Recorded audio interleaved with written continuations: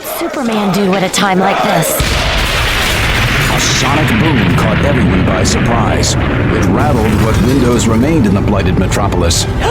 Even Darkseid's unthinking army halted their inexorable advance and lifted their crimson eyes toward the turbulent heavens. Look!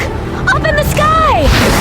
Faster than a speeding bullet, more powerful than a locomotive, Superman came hurtling down from the clouds, his heat vision blasting ahead of him. He carved out a gaping trench between Supergirl's teenage allies and the relentless mob. Supergirl swept up her cape to shield Freddy and Mary from the flying debris, even as her cousin zoomed past them like a supersonic missile. The shockwave generated by his passage hurled the zombie army off its feet. Kal-El? She'd never seen him so intense, so furious before. Brilliant corona surrounded laser-bright eyes which glowed as fiercely as Krypton's red sun as he tapped the full destructive potential of his heat vision. At the same time, he opened his mouth, unleashing a devastating sonic assault. Supergirl clapped her hands over her ears.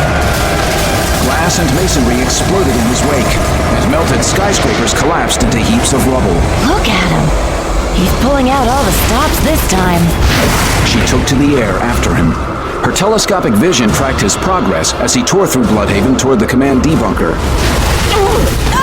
Wonder Woman and her female Furies were blown off their giant mastiffs by the incredible concussive force of his flight.